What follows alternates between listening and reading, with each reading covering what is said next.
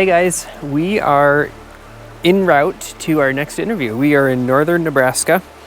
It is a misty, kind of a dreary evening, but it's beautiful. It's spring and it smells fresh.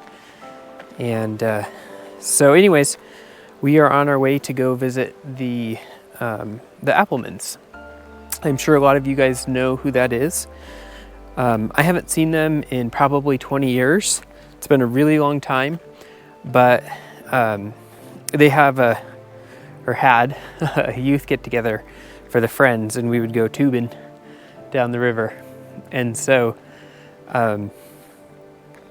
anyways, the last time, well, I might have seen them at convention since then, but that would have been probably close to the last time that I've seen them. So we're gonna finish up driving to their place in the morning, and then we're going to talk to them and visit with them. If I remember right, he said that I think all four of his grandparents went to meetings and professed. And, spending all their lives going to meetings. And so it's a big change. And so I'm excited to visit with them and see what God did and is doing in their lives as they move on to this next step.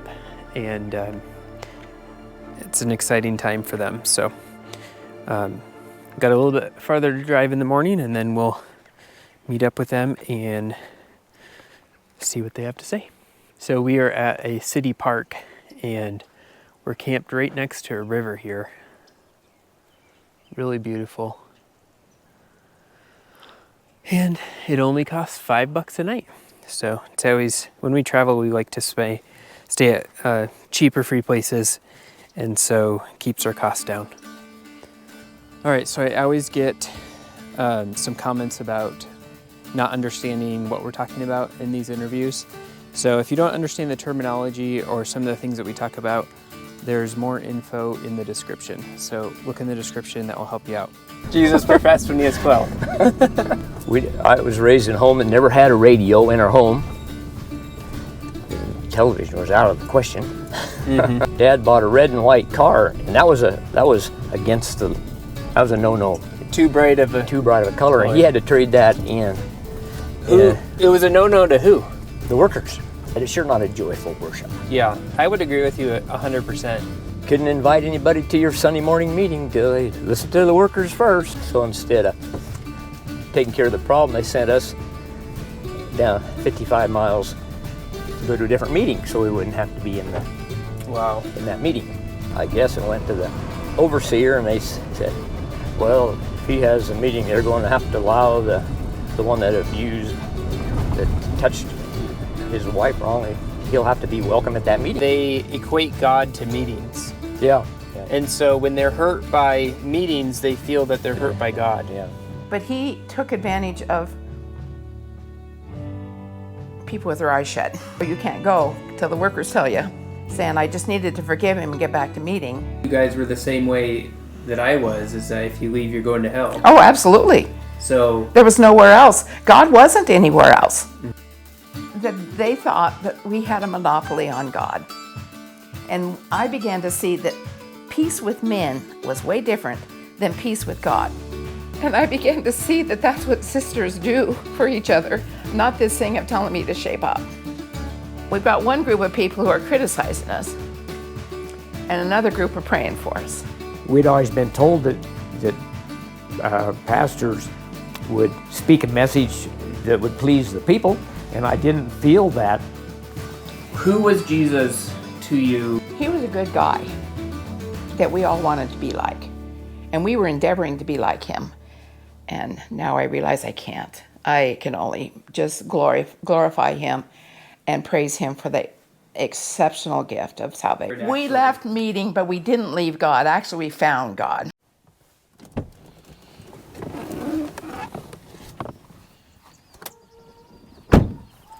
All right, we made it to the Appleman farm, so we're gonna go visit with them and hear their story.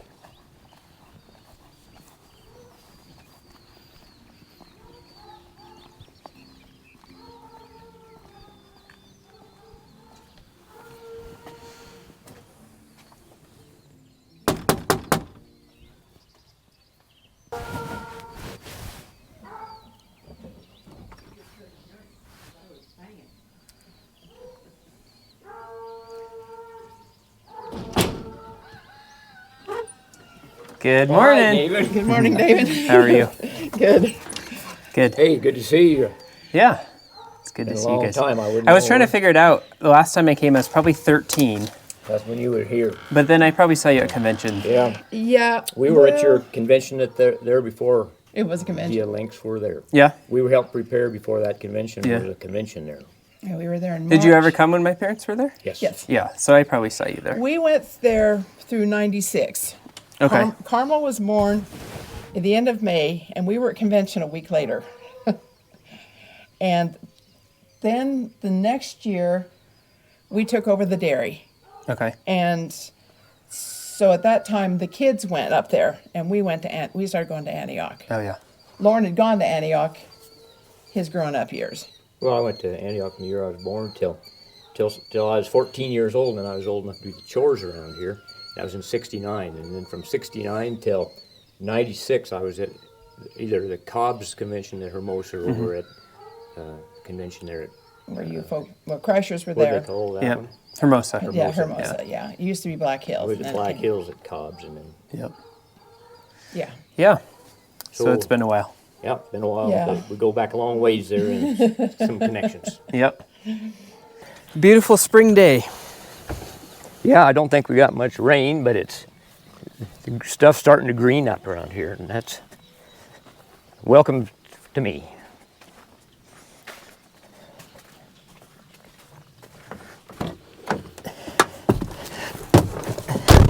I gotta sneak in under the wire, huh? I think I can get in. If you can get in, I can get in. Yeah.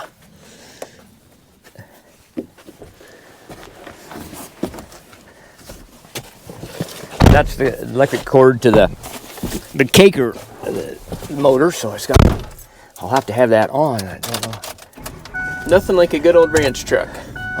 Well, I don't know about nothing like one, but they got a personality of their own. Yeah. So you said you grew up in this house, huh? Yeah. This is where you... It's not quite the same location. It was still in the same yard. Okay. Yep, 69 years ago.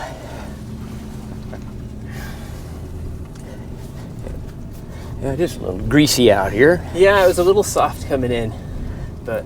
Oh, yeah. So is it just because of the sand, mostly? A lot of No, sand? Or? the slick part has been introduced. I'll show you some native roads here. We'll be on native roads and show Okay. what it really like. This has been put on for a surface on the road, and then they don't have a good rock with it. Yeah, yeah. 69 years, and we went to meeting all the time until the last 2 or 3 years. I think I told you, I can remember the first time I missed a Sunday morning meeting. Went Sunday and Wednesday, and all those years, I think we got 2 conventions a year, all them years.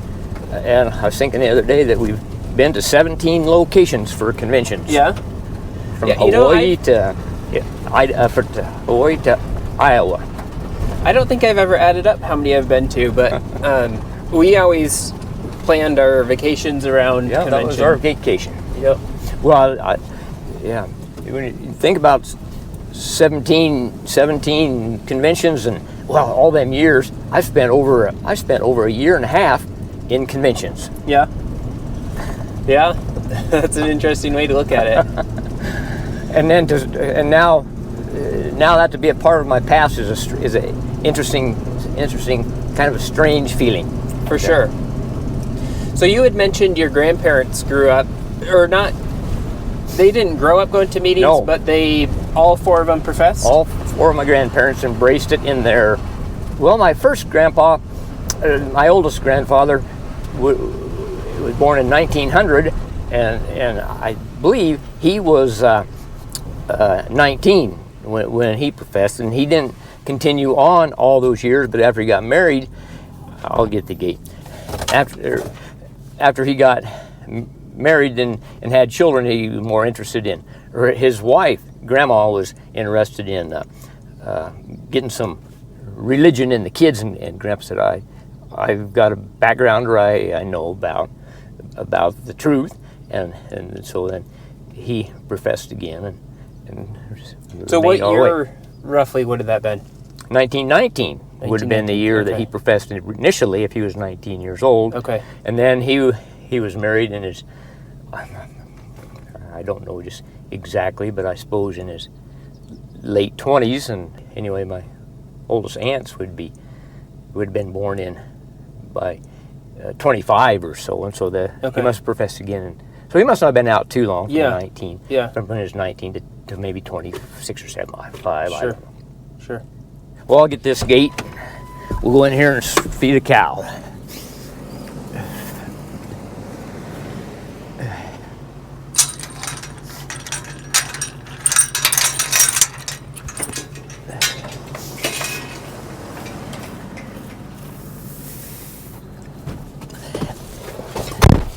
Then my other grandparents, they came from Oklahoma, and they were married in 32 and came to Wood Lake, Nebraska, and they was having a little gospel meeting there in a schoolhouse nearby, and so I think they professed in 34, I think.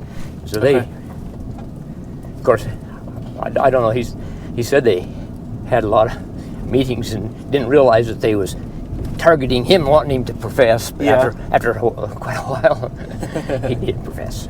It is interesting. That's not something I've thought about before, but I do remember the workers saying, or having meetings at a specific town for a specific person who showed interest at some point. Yeah. I'm sure that would be the case with my grandpa. So how many cows do you got? That's a question you're not supposed to ask a rancher. All right. That's that's right. That's like asking somebody how much money they have in the bank. Yeah, that's a kind of an old time thing. Maybe with I think people are more comfortable about saying it. It used to be, you could ask a dairyman how many cows he milked, and it was okay. But anyway, I have around 150 cows.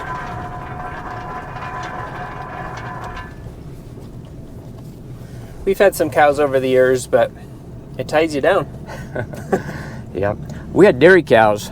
I was involved in dairy cows for over 40 years.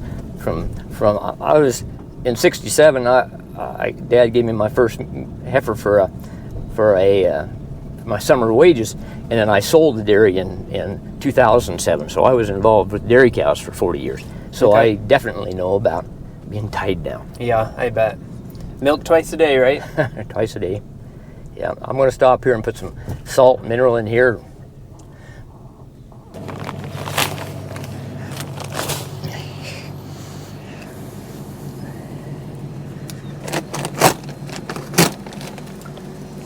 Yeah, it's weird. We've been traveling quite a bit, and so we've been down in Arizona, and we've been in Ohio and stuff, and so the weather changes so much, but we're back to normal later spring. Yep.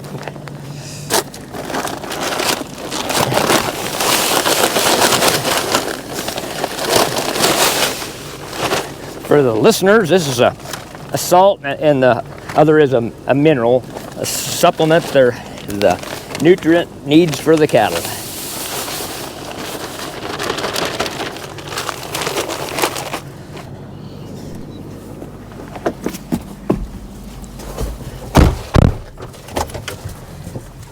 So when did you profess? I professed when I was 12 years old, 67.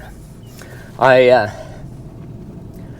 don't remember so much being moved or anything. I just knew that Jesus did it when he was 12, and I thought that was the right thing to do. Jesus professed when he was 12. Did you feel like that was just always kind of an expectation that you would do it at a fairly young age? Yeah, that's kind of, I think that was my feelings, and we were, well, it was kind of the works thing, yeah, that was just expected of you, and so going to meeting and professing, that was all just part of it. Yep, that's right.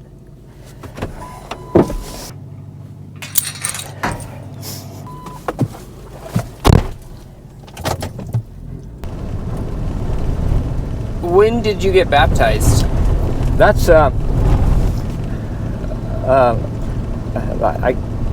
I would have been baptized when I was about 17 or so.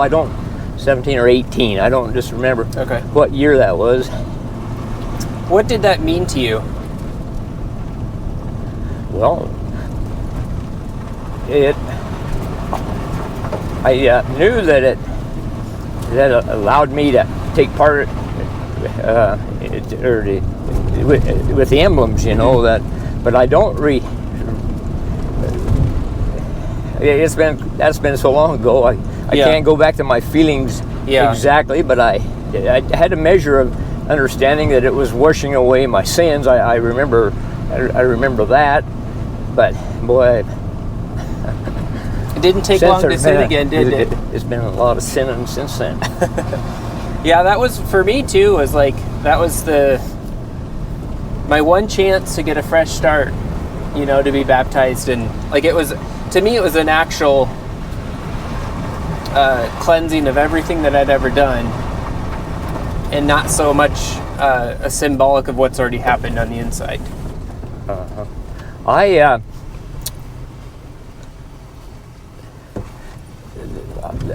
I live such a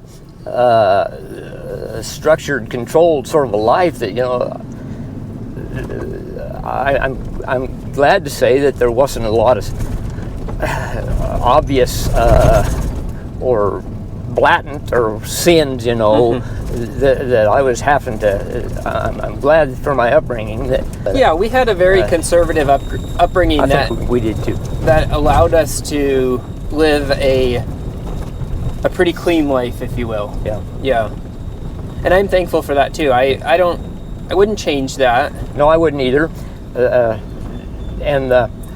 One thing I do remember you saying was our attendance in meetings, and you said to somebody that was our faithfulness, and partially that was our faithfulness, but I think a lot of that was tied into our works too, our attendance. Yeah, and so that's still something I have. Is when I get involved in something, I want to be. I've made a commitment. I finish it. So it's kind of the same thing. Yeah.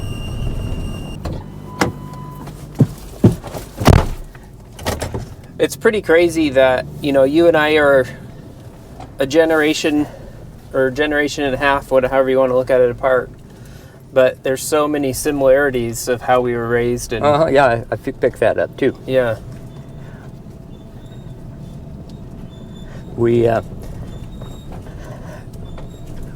I was raised in a home that never had a radio in our home. Television was out of the question. So we never had, and I was in the generation where I guess you about were too, where some of the antennas were broke off of the cars and at convention. We had radio. My mom's dad, my grandpa on my mom's side, was very conservative. My mom said she couldn't use the scissors on Sunday, and oh really? They were very conservative. So I was raised quite conservative, but we did have a radio and a computer when we could buy them from the school for $25. Well, when Dad bought us the car, and that was his '68 car. It had a radio in it, but he asked the dealer, salesman, whoever, that he wanted to disable the radio in the car. Wow! It had the push button station selector in it, you know, and I'd sit up there pushing those selectors, watching the little red selector thing go back and forth in there, but there was never any sound. Through. Huh, it's interesting. Before that, in the late 50s, Dad bought a red and white car, and that was a no-no. Too bright of a color, and he had to trade that in. It was a no-no to who? The workers. So the workers actually told him. Yeah. It was too flashy. Too flashy of a car. Wow. And that was a 50. I think that was a '58, and then he sold that and he bought a new one. He got a brown one. a brown. That was a Fairlane Ford. Got that 50. That's interesting. So, spending quite a bit of time out in Ohio, there's a lot of black bumper Mennonites, and they have to have all black cars, no chrome, no pinstripes and stuff like that. So that's really interesting that I'd never heard that a worker telling him he had to. Yeah. That's interesting.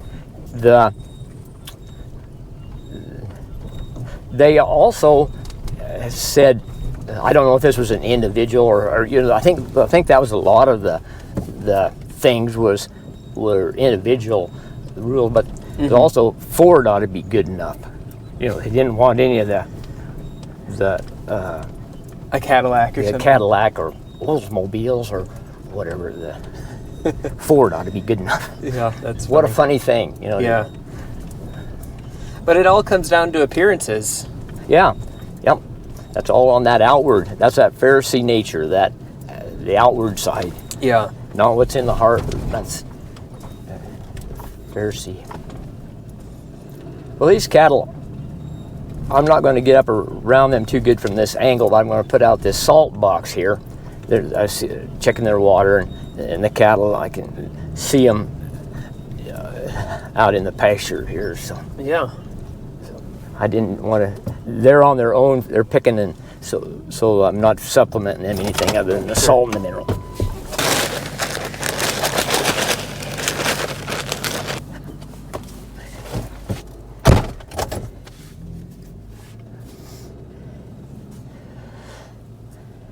Another thing, embracing changes and stuff. I remember some of the older workers that didn't want to speak into a microphone. That was too much. Too much technology. Technology. Yeah. So, yeah, I suppose you.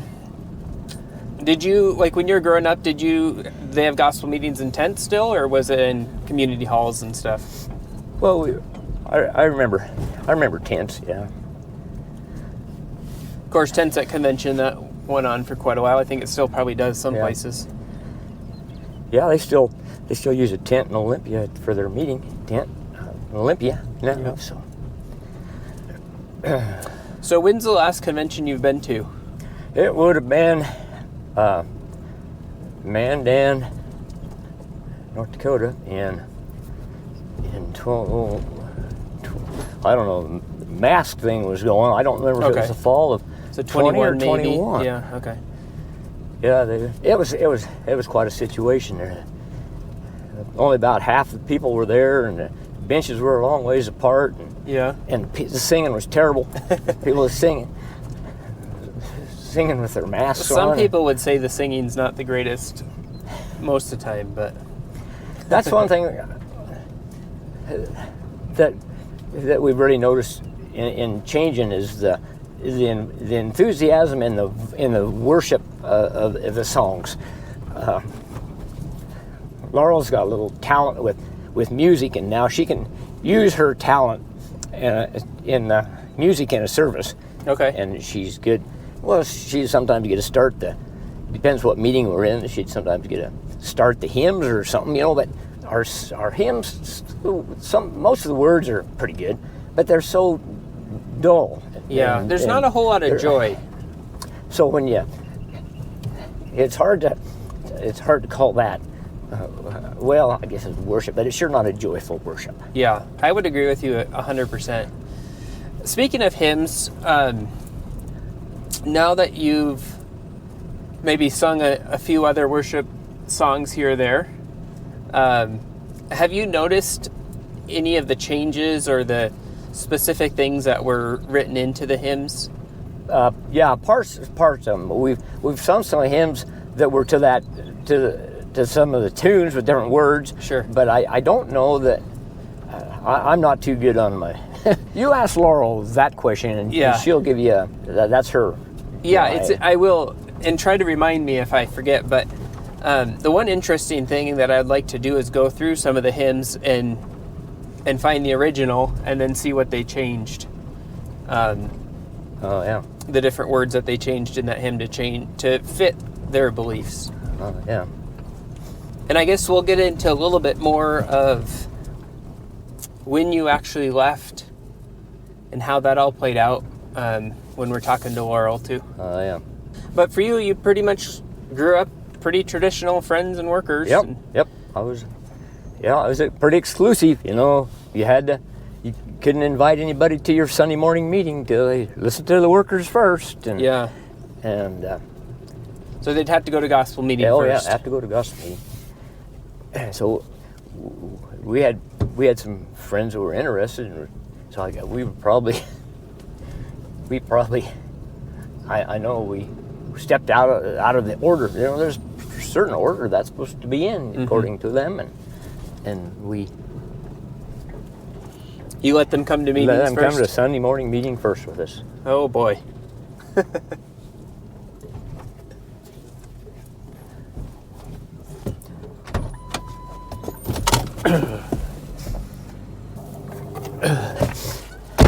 Well, I don't think it would be out of line to tell a little of the background of Laurel and I alone.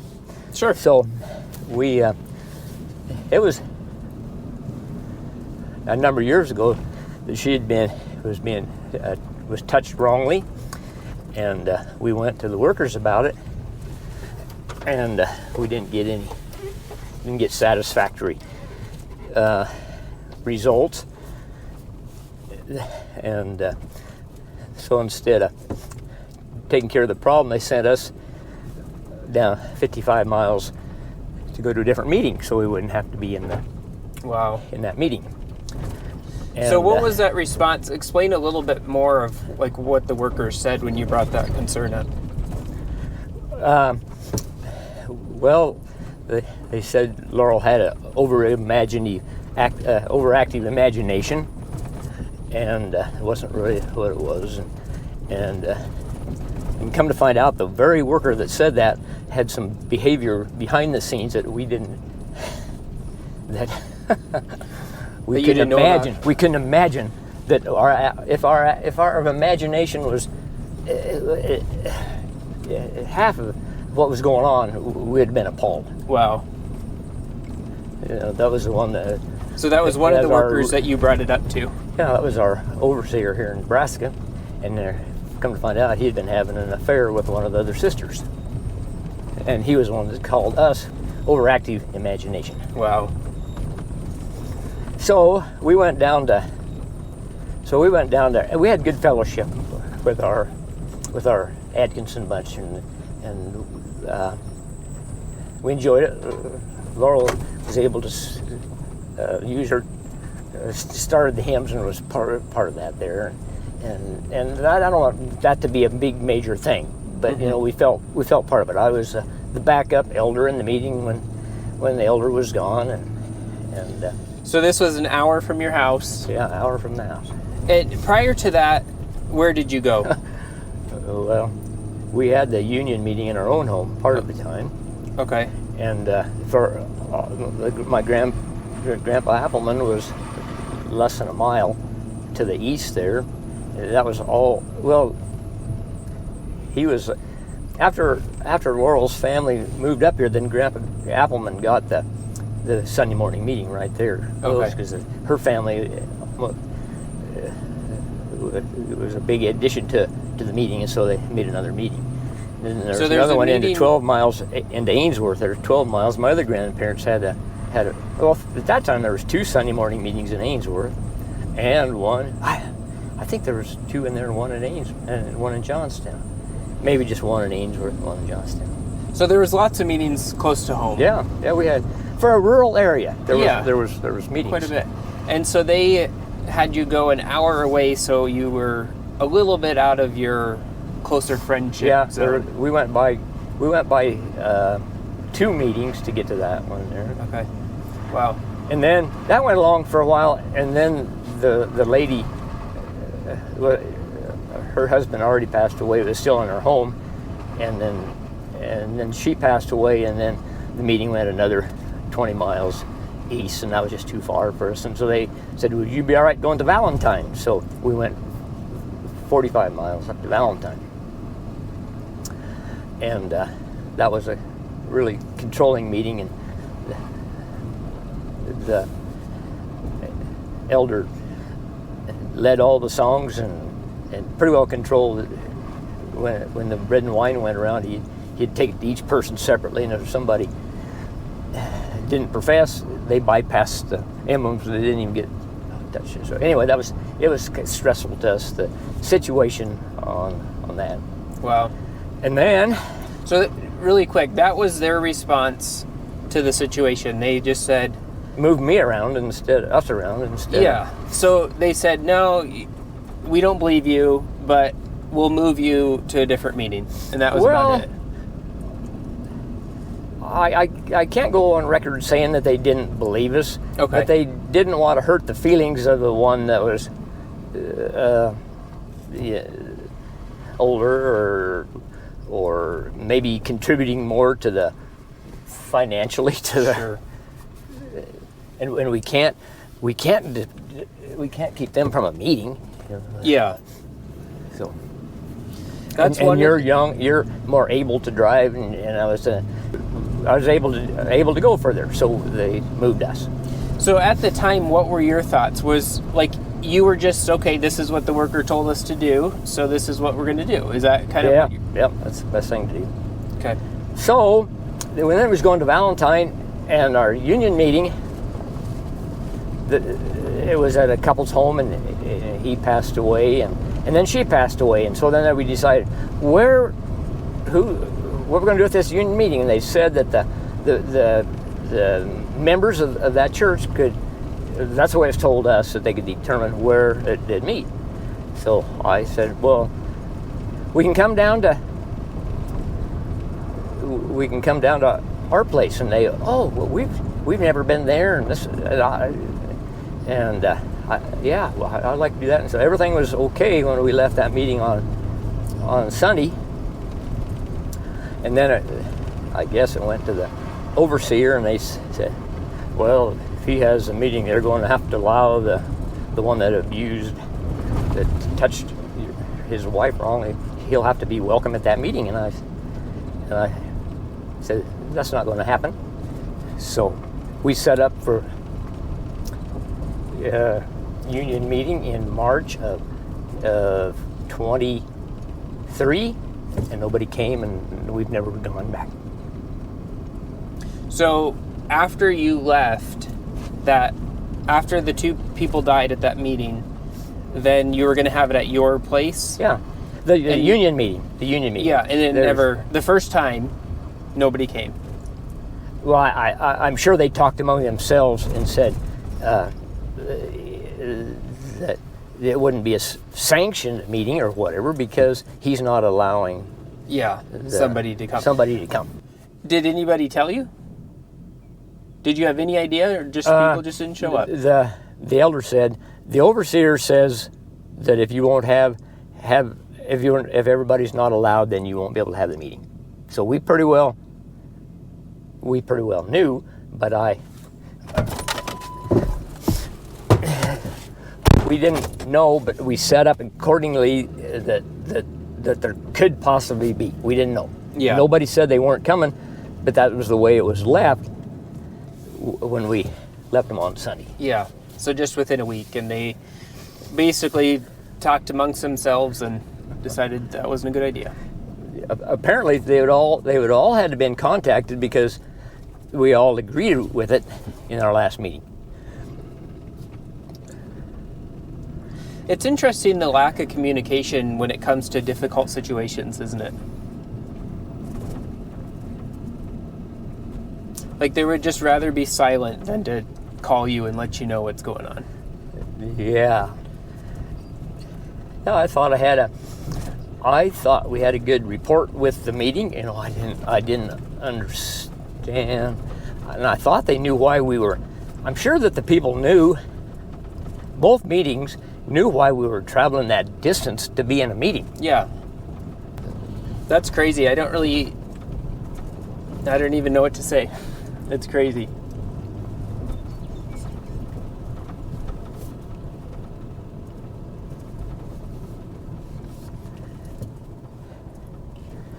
But on the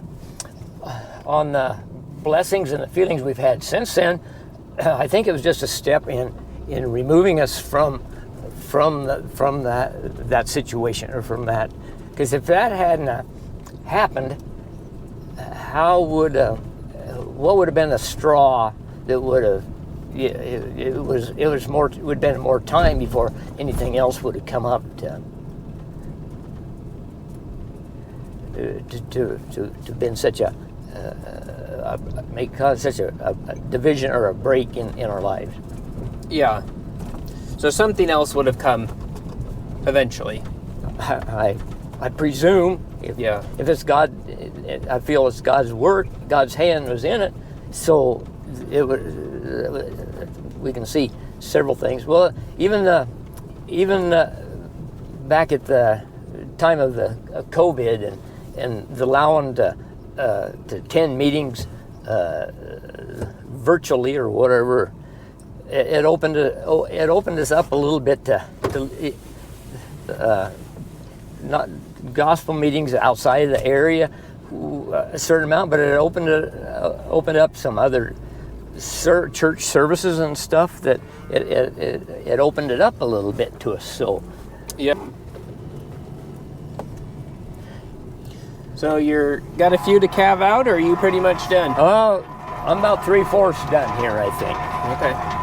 I don't. A lot of guys pair them out into a different pasture. My situation isn't so good to pair them out into different pastures. So I just don't know my numbers. Like some of them I've got tagged, and some of these will have to go to different pastures. So if I get enough of them tagged, I can get pairs split up to go to different pastures. Sure.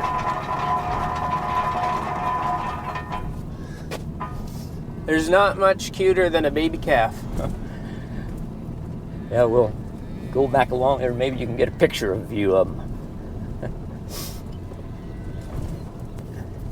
Yeah, they are pretty cute.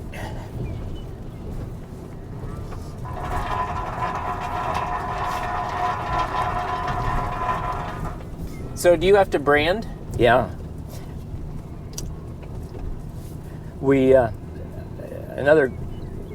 I'd like to get them, usually I get them branded before we go to pasture with them, and I go from these to some summer pastures in the middle of May, so we're getting about 2-3 weeks here. I have to finish some of that up.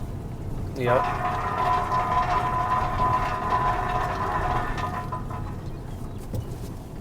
They love their candy, don't they? Yeah, they get addicted to it.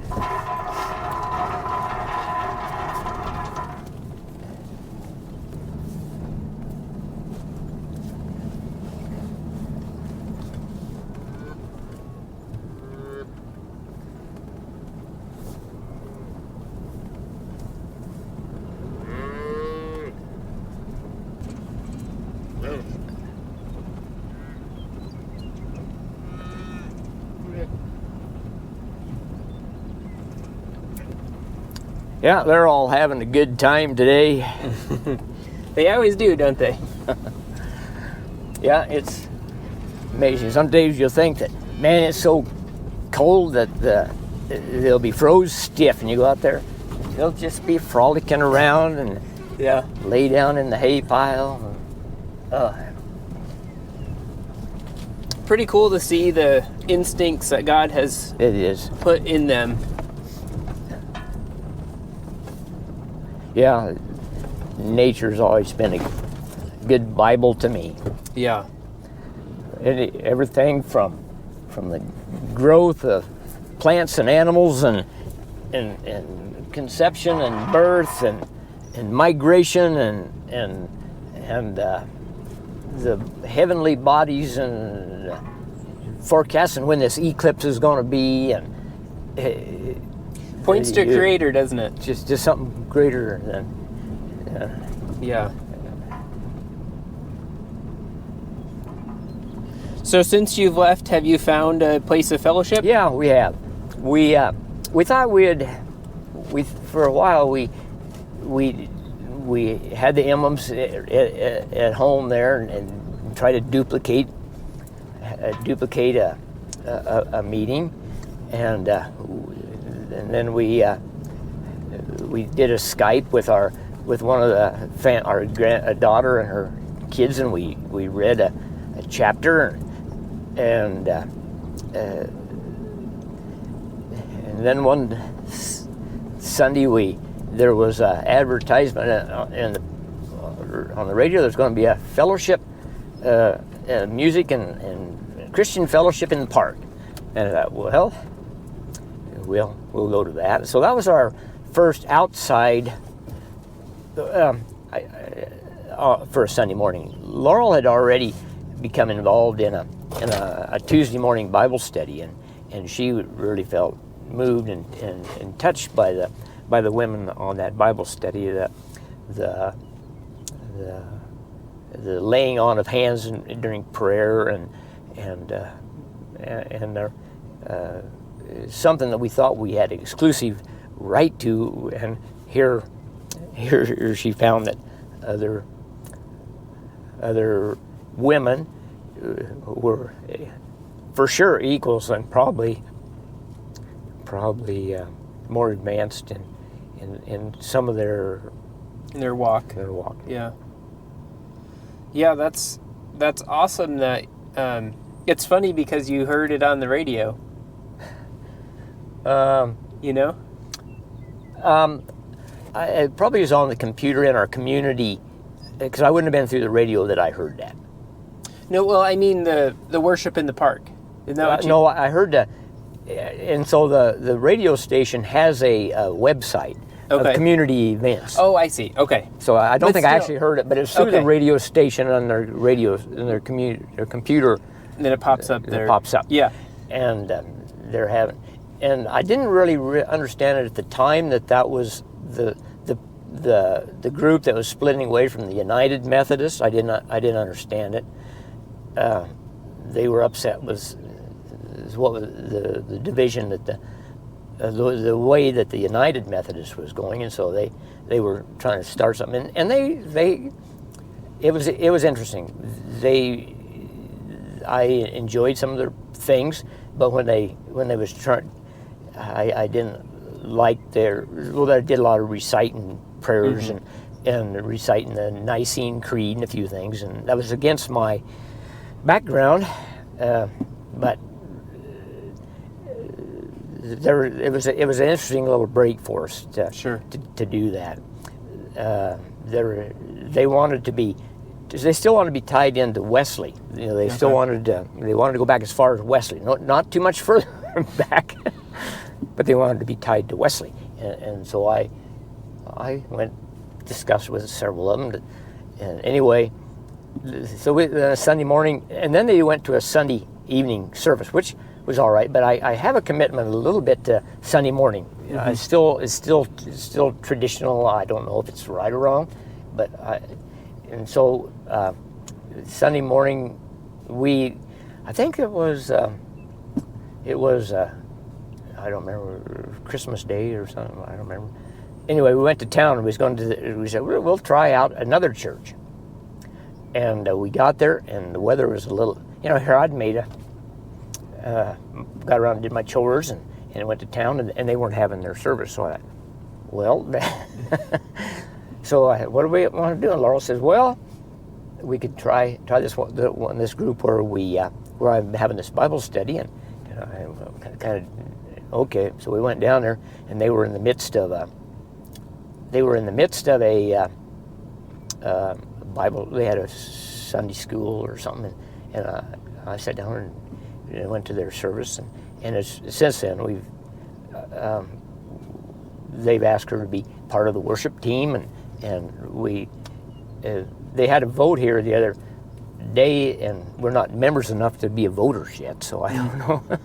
Yeah. And I don't feel required to be a member of a denomination enough to become a member. I don't know what the benefits or what it costs is to be a member. Yeah, I would agree with you on that. We've moved quite a bit and have gone to a number of different churches, and I think we were members at one at some point, but I would agree. I don't think membership is a requirement or a necessarily biblical even.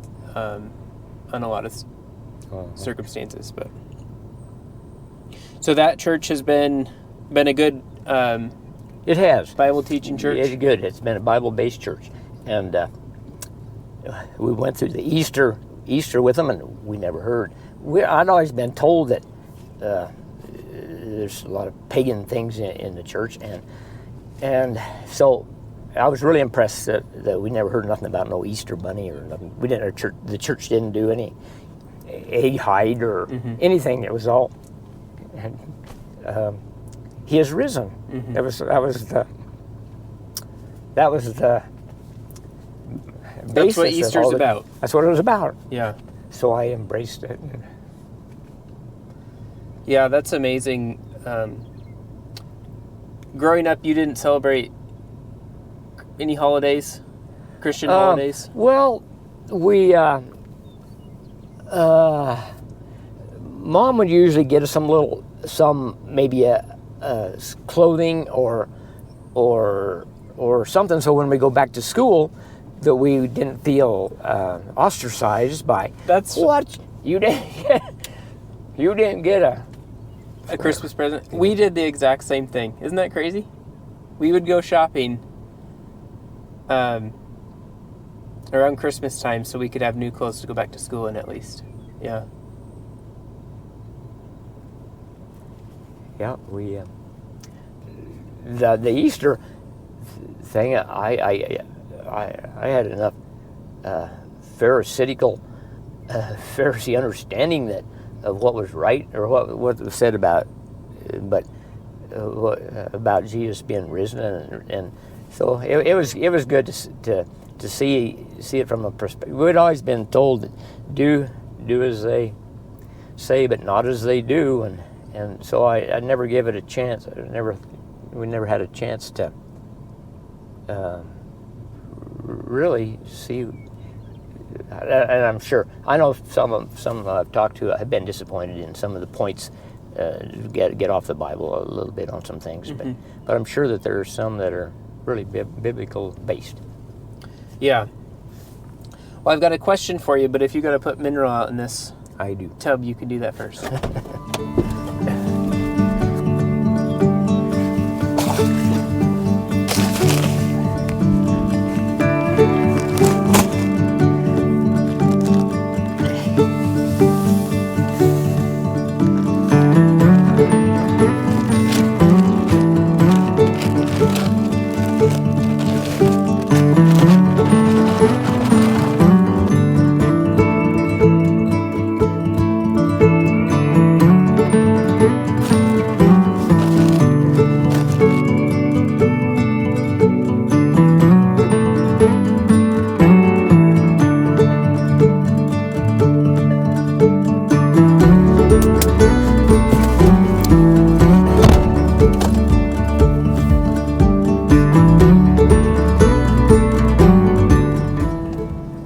So,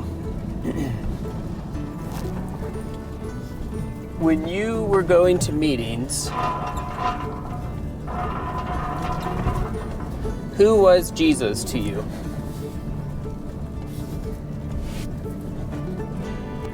Well,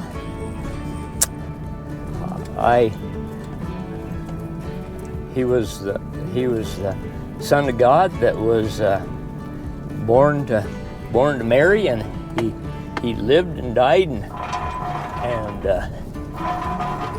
was resurrected, and he's at heaven interceding for me. Was he somebody you lived up to tried to live up to his example? Yeah.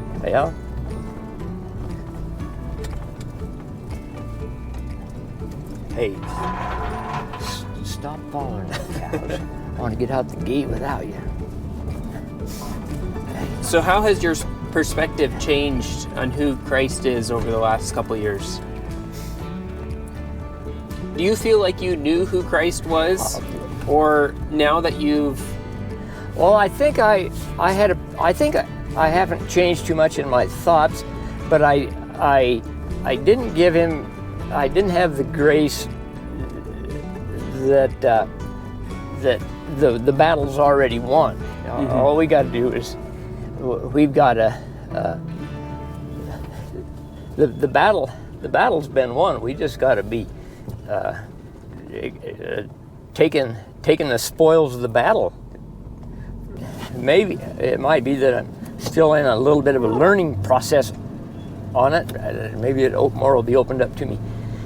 Well, I think you put it, the war's been done, or the war's been won, but we still have a little fighting to do, just in life in general.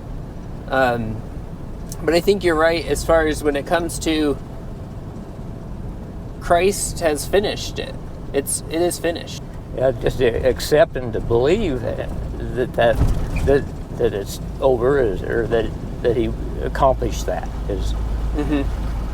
And it's really difficult to come from a work-based life and to realize that there's nothing that we can do to get bonus points or to get any sort of position with God, but it has to be what Christ has done. And it's hard to understand that sometimes when we come from where we've came. Yeah,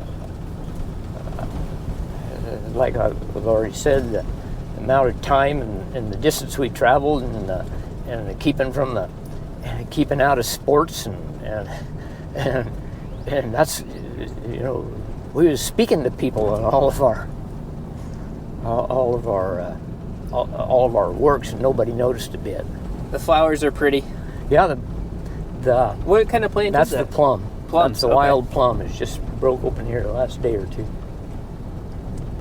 So have you had a lot more peace since you've left? I guess peace in your soul. We're such a tradition, and breaking from that. We always heard that people say they would, when we was on the inside, people would say, hearing that somebody quit and they had a lot of peace, it's just because they didn't have any fight left. There was no fight. They just gave up. They gave up. So now they were at peace. So you still struggle. You still struggle with that a little bit. That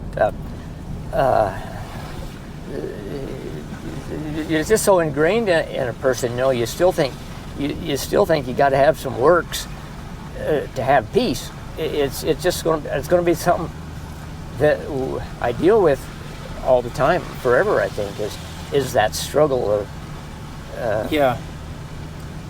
and it's completely opposite. When you get on the outside, you're not working for salvation. Your works come based out of a result of what's been done for you, out of love. How have you been treated by the friends since you've left? Have anybody reached out to you?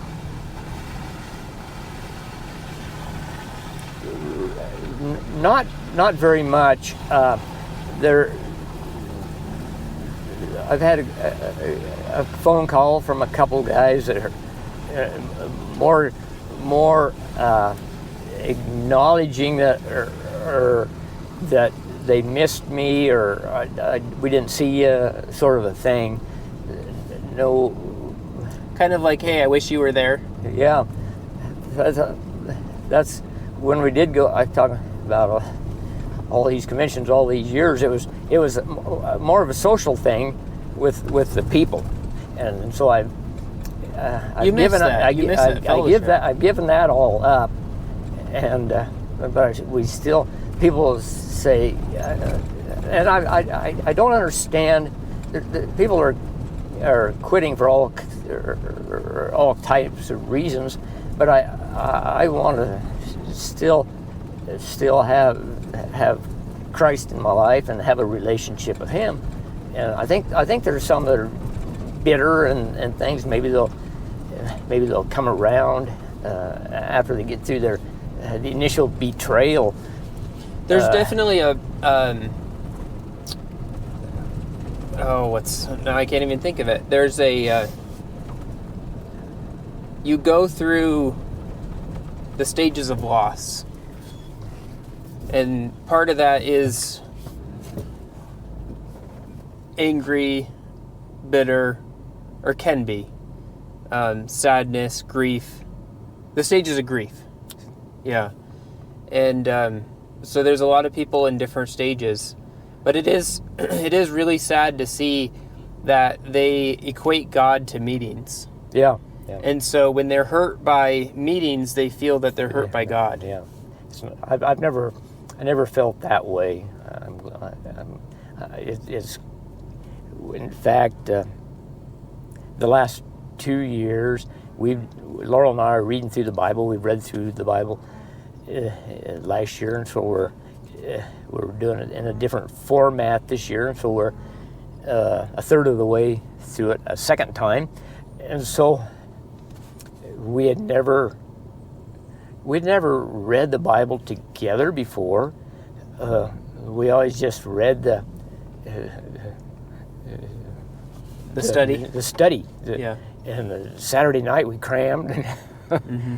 maybe on the way to church I'd say, where are some certain verses, and you'd tie some verses that were kind of, sometimes I kind of miss being able to share some things that God's kind of revealed to me, or some different things. I kind of miss being able to share, but sometimes in our men's Bible study that I go to, you can still share some things like that. Yeah, but I think I'm a high supporter of local Bible studies. Even if you don't go to that church, find and plug yourself into a Bible study, men's or women's, and it's really different because you can ask questions and you can share and you can.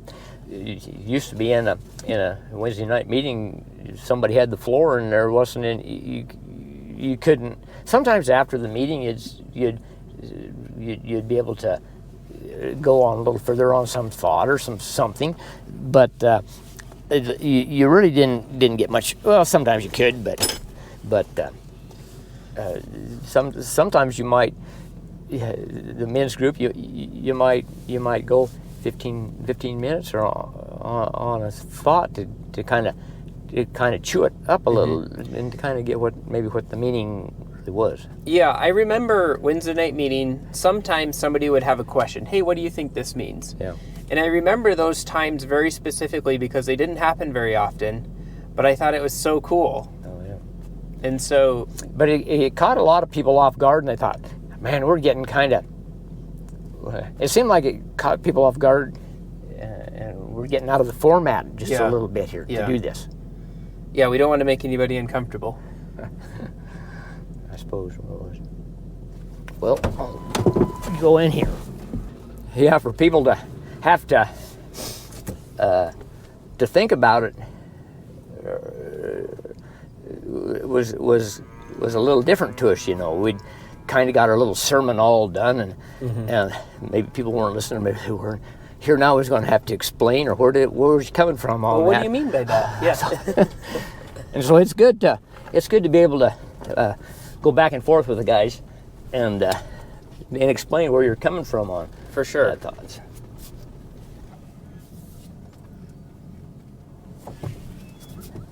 These are my younger cows, and so No, keep them closer to the house.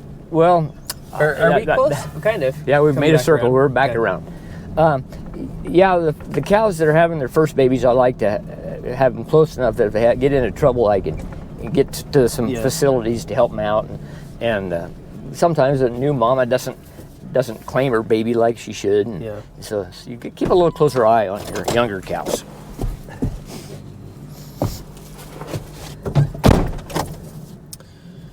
Well, I think it's about time to go talk to your wife. Yep, I think so. These clouds clear out. It's a pretty nice day, really. It's really a pretty nice day. I'm sorry. Oh, we really didn't talk about it, but this is more like the natural soil here. Okay. Real sandy, Yeah. you know. This is what it would. That's what sand. Pretty Is- much pure sand. It's just pure sand. That's why they call it the sand hills. That's why we're That's why it's got the name. This is a really poor job on the roads. You know, they've really not taken care. They've got these shoulders in here that should all be pulled up into a road. Yeah. Nobody uses the Appleman roads. Well, you We'll have are. to keep it up. If you ever want to go on vacation, you can just come out here to the beach. Yep, got the beach right at our back door. Do you guys preserve any of the plums, wild plums? Yeah. We had them across from one of our houses at one point, but Back there, a little ways was some sand cherries. okay. They're like a choke cherry, and we put up choke cherries about. Depends on the year. Choke cherries are real frost. Hardy. No, frost will get them. You either got a okay. lot of choke cherries or they'll get frosted. Okay. And so we do some choke cherries, and I got a wild grape growing on that tower behind my house there. Okay. So we got sometimes we got wild grapes, and we try to do some preserving of some of these native things.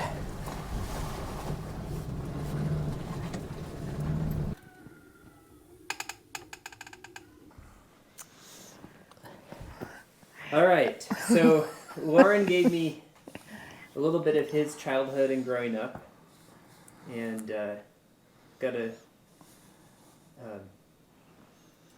I'm surprised how similar we grew up. You know, I'm half his age, but we grew up almost like just the traditions were just The so traditions, similar. yeah, they're steeped. You know, by the time you get to us, we're both third generation. It's in our DNA. Mm-hmm. It's no longer just what could or might have happened along the way, but it comes in. It was in us when we were born. Mm-hmm. Yeah, I guess we grew up southeast or southwest Minnesota, so kind of the same culture almost, and Yeah. but yeah. Well, I was born in the panhandle of Nebraska in Scottsbluff and lived in that area several different places, Melbeta and Lingle, Wyoming, and Morrill, Nebraska. And then we moved up here when I was 12. But yeah, it was just, I don't know what you want me to say here, but I just really felt that I had a really normal childhood. And I think that it was, as much as that was allowed. Mm-hmm. My mom was very musically inclined. So we did a lot of playing the piano, and I just remember riding bikes and playing the piano and laying outside on the grass looking at the sky, and just, I don't know. I said earlier that there was a number of meetings here, and but yet there wasn't a lot of young kids my age. So when Laurel's family came along, I put all my interest in Laurel. You know, we didn't have, like I said, we didn't do a lot of sports, and so her, she was going to the meetings and had long hair, and so she fit into the criteria that was necessary, and so it's just kind of I'm not saying anything negative about it. That it was kind of a blessing that she came into my life then. Yeah. Well, I think it was with me too, because I was kind of hitting a spot in my life when we moved up here that I was beginning to kind of know that there were boys. And there were more meetings out in the Scottsbluff Valley then. Because we had lived in Wyoming, when we moved to Nebraska, they still kept us in the Wyoming meeting. And that, you might think that doesn't make any difference, but we were now in the state of Nebraska, so we were under the Nebraska jurisdiction, but we went to meeting in Wyoming. So the Wyoming workers didn't come visit us because we were in Nebraska, but the Nebraska workers didn't come visit us because we went to meeting in Wyoming. And I remember that really hurt my mom's feelings, that she felt that she was slighted because we were on the wrong side of the line. That's And didn't have anything to do with anything, really. But I suppose it I don't know.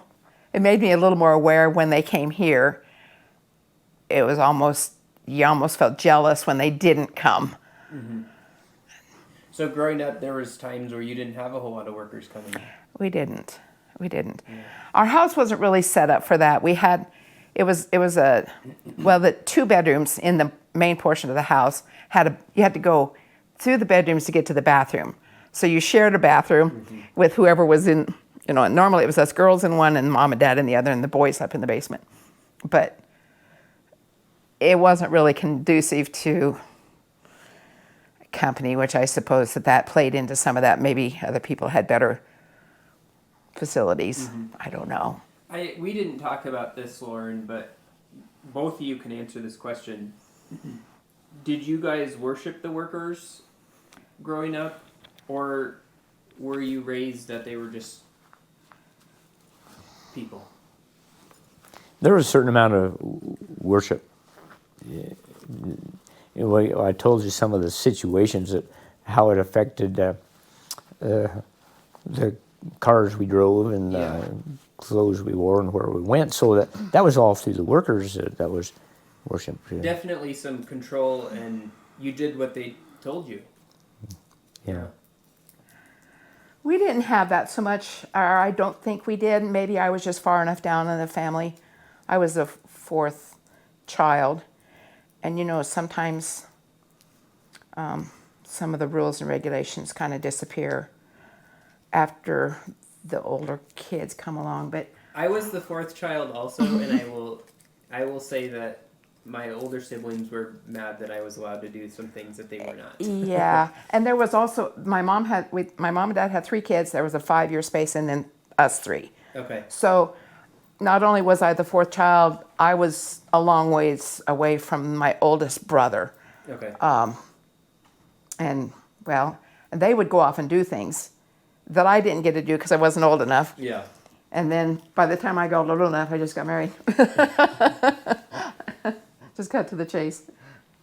And you guys have been married for how long? It'll be 50 years in November. Wow. Congratulations. That's awesome. We started young too. I was 16 when we got married, so. Wow. We were 19, which we thought was pretty young too. But. Well, when I look back on 15-year-olds now, or 16-year-olds now, it's like, nah, you don't need to be getting married. Yeah, it seems like we're just wired a little different. Yeah, I think so. Like I told you, I was only 14, and the folks went off to convention and left me here to run the place. And by the time I was 17, my grandfather wanted to sell his share of the partnership, and so I was a junior in high school when I took on a big debt and buying into the place. So by the time I was 19, I had a lot of responsibilities, and I already felt, I had roots, and I was already being tied down. So going into marriage wasn't all that big of a thing at that time. Mm-hmm. Yeah, that makes sense. Mm-hmm. Yeah. So we went over a bit of your how you left meetings, but I'd be interested to hear your side too, and kind of your perspective and just kind of how that. Well, we had gone to meeting over his grandparents, even when other people would rotate in and out and end up going to Ainsworth to a meeting, but we stayed here, and then we got put in a meeting with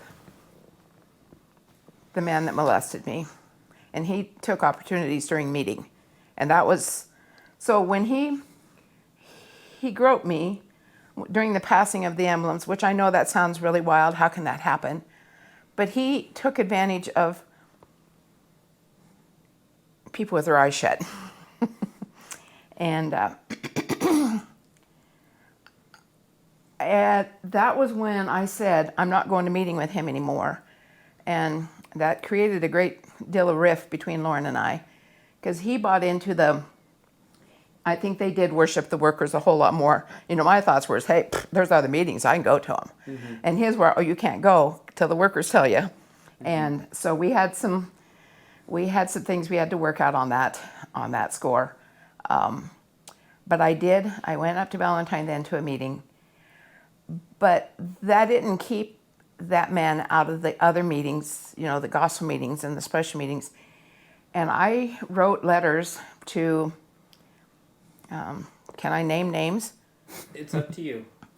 I wrote copious amount of letters to Lyle Schober, Ray Huffman, Barry Barkley, Leroy, and finally we got a letter from Lyle. He said, don't take him to court. We're not allowed to go to court, and I'll take care of it. Well, the next letter we got from him, he says, I'm going to tell you where he's going to go, and you can decide whether or not you want to go. So he got first dibs. So that's kind of when we just quit going to gospel meetings. We quit going to special meetings because he was allowed to be there, and it was up to me to decide. And of course, I got a lot of pushback saying I just needed to forgive him and get back to meeting. And it's like the forgiveness doesn't build trust, and I can forgive him. And by forgiving, I think we need to define that term for the friends and workers. Most of the time that means sweep it under the rug. That's exactly what it meant. They wanted me to just get over it. And that I got a lot of push from people telling me I needed to just get over it. Mm-hmm. That it hadn't been that bad. There wasn't rape involved, in other words. And I needed to just get past that thought process that it was a problem. Yeah. I just realized that I still do that. I tell my kids just to get over it. And I guess I know that there's a lot of things that I grew up learning, but you just realize things that, oh, that's where that came from. Mm-hmm. It's interesting. And I think some of my trauma, I don't know how many therapists I went to then after that, trying to figure out how to deal with a situation that I really had no power over. I could not change his mind. I could not change his activity. And he's still groping women to this day. It's still an ongoing thing. I had a lady in town talk to me about it yesterday. So it's still an ongoing thing, which is really sad. Mm-hmm. I mean, anyway, I think that if I had anyone say, well, besides a therapist, if I'd had anybody in meeting say, we understand your struggle and we need to look into this, but at no time was that ever done. It was that I was a problem, mm-hmm. and we needed to. Anyway, so it just seemed like when we look back on it now, we can just see that God was just closing things in until the time came that we were given a union meeting, but in order to have that, we had to invite him into our home. And Loren just easily said, no, that's not going to happen. Mm-hmm. And we just never went back to meeting. We didn't, at that time, realize that we were out of meeting. We were just out of meeting here. Mm-hmm. We just thought that we had been unlucky enough to live in an area that had so many problem men. We had no idea that they're almost more than normal then. One thing you did say was your therapist sessions, and they all told you, recommended leaving the quit the church. Just leave the church. But that was never a possibility to us. It was never even a thought. No, it was like, oh, I can't. Mm-hmm. I was adamant about that, and they'd say, well, I can't help you then. So we'd go see other therapists, and we'd go further, leave the church. It's not what we wanted to hear. That wasn't an option because at that time. Assuming you guys were the same way that I was, is that if you leave, you're going to hell. Oh, absolutely. So there was nowhere else. God wasn't anywhere else. Mm-hmm. That's what we were told. Yeah, the exclusivity. The exclusivity, that God wasn't anywhere else. And to see how big God is. And to think that they thought that we had a monopoly on God. God is every breath we take. Mm-hmm. Every breath we take is God. And to think that we only could have God if we were in meeting. It's just absurd. Mm-hmm. Absurd. It was actually in November. Our last meeting was in February. In August, we went to Washington and went to Olympia Convention. We thought, okay, we'll go with the kids out in Washington. And it just seemed like there was so much said at that convention that Loren would look at me or I would look at him and go, huh? Because we hadn't been listening to the workers for how long now. And so to have them speaking at us, and one of them got up and talked about no matter what happens, no matter what anybody does to you, you have to get over it. Peace at any cost. And I began to see that peace with men was way different than peace with God. And anytime during all of these years, that's been 14, 15 years ago, that I said I wasn't going to meeting with him again. Anytime I would say, okay, fine, I can do this. I'm a big enough person. I can do this. God would very gently put his hand on me and say, I've got you. Stay the course.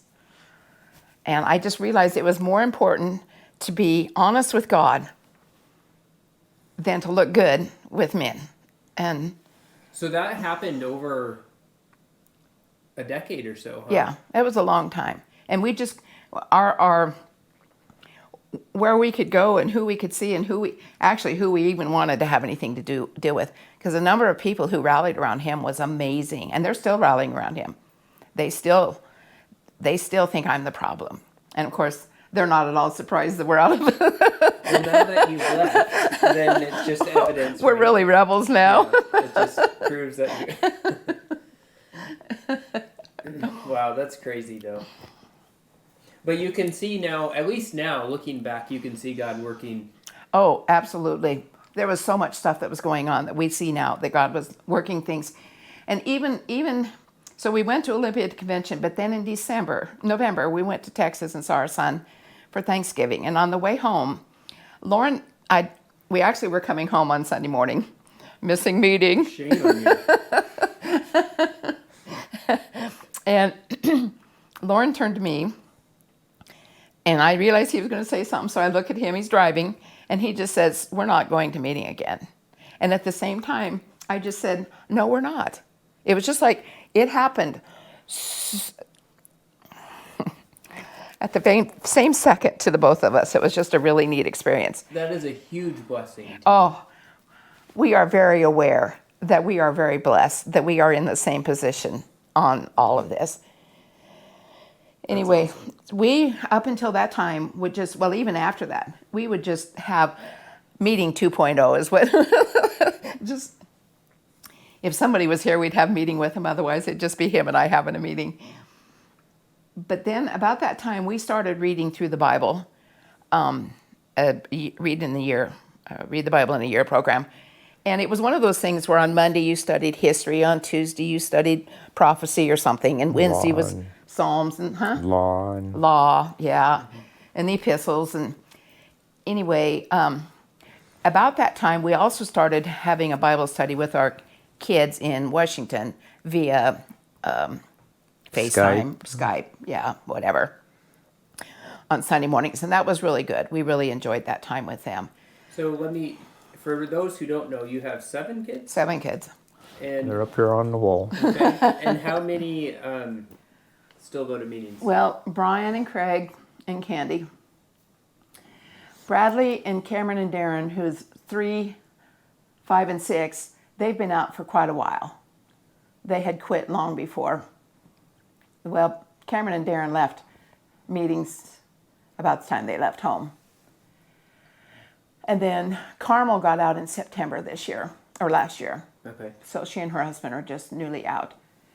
But anyway, so we were doing Skype with Candy and her husband and their boys. What year are those photos from? Well, they're graduation 96. pictures of all of them. 96 to 2000 and I don't know. Yeah, so that's about how I picture your kids. Yeah. Yeah, that's that just age. That was their graduation pictures. Cool. Anyway, and that was good. We really enjoyed our visits with Candy and Steve and their kids. Of course, it's always good to see the grands, especially when they're that far away. Yeah, and picking up reading, we got to pick up some of their reading skills and stuff, and that was really nice. That was really be with fun. kids. But we knew in order to go to a church, we had to end that because that was the time when we would have been. Well, we went to that Sunday evening So we ended up service for a going to a while. service that Still was held been in able the to do a evenings. Stephen. And they had told us it was going to be more of a Bible study, sit around and read in Bible study, but it didn't end up being that. And there was just. I went into that some with earlier. And Yeah. Yeah, we talked a little bit So about that. that didn't pan out very good. But anyway, one day I just talked to Stephen and said, we don't want to lose this time, but it's time for us to do something different. And that was actually Christmas Eve day. We went into town to one of the churches to go to church with them, and nobody was there. So we went to a different church, which is where we still are. And that's one you'd have been having the Bible studies with for 4 or 5 years. that's true. That's true. About 8 years ago, a friend of mine took me to a woman's Bible study group. And So you were going to a Bible study group while going to meetings? Yes. Wow. Yes. And I got a lot of flack for that. Trust me, I did. Because they all said they'll get you out. That will get you out. And of course, I thought, I can do this. After all, I'd been online and read some of the things that were online and thought, I still went to meeting. How was that? Explain how that was a little bit with being what you were learning at Bible study and comparing that to what you've been grown. I felt that they didn't understand the Bible as well as I did. I mean, you got to talk about this superiority thing. But the day that I told them about the situation of being molested during meeting, and those women gathered around me and put their hands on me and prayed over me. And I began to see that that's what sisters do for each other, not this thing of telling me to shape up. And those women are very precious to me now. I still meet with them on Tuesday mornings for Bible study, and most of those women go to that church that we now go to. It took us, I think it was a couple Sundays in, when one of the men in the group turned around and he says, "You have no idea how happy we are to see you here." And we realized that church had been praying for us. And I just thought, we've got one group of people who are criticizing us, and another group are praying for us.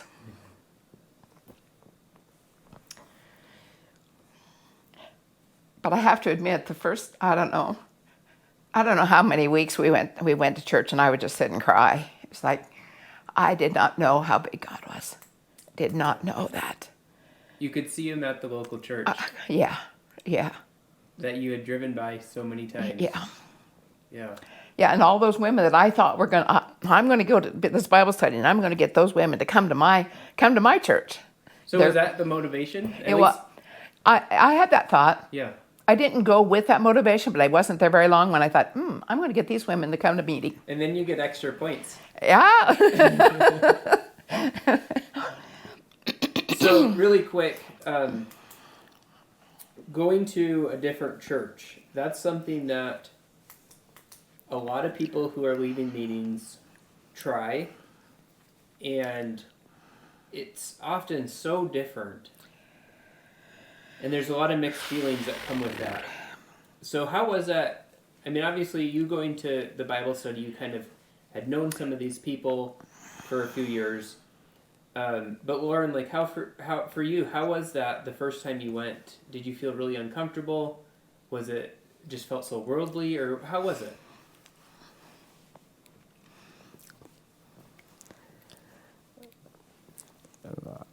There was a certain amount of uncomfortable feelings that I had, but I also felt an acceptance too.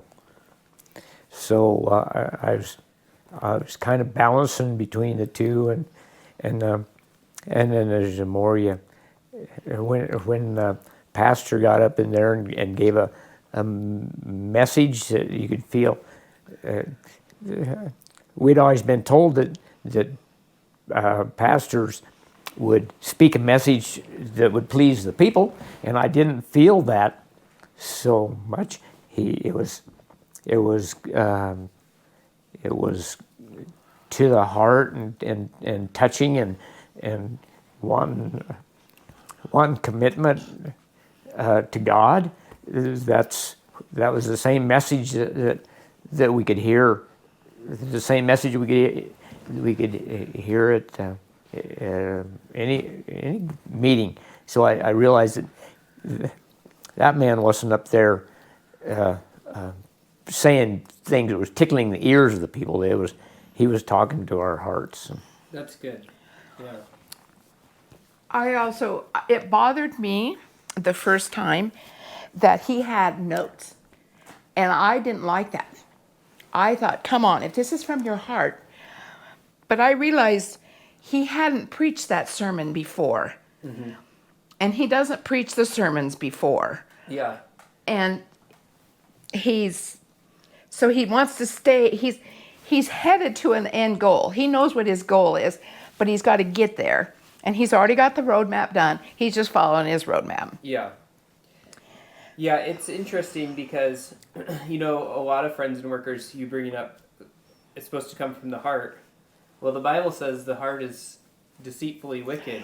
And so that's something that we have to, I feel in my heart. Well, we need to see what the Bible says.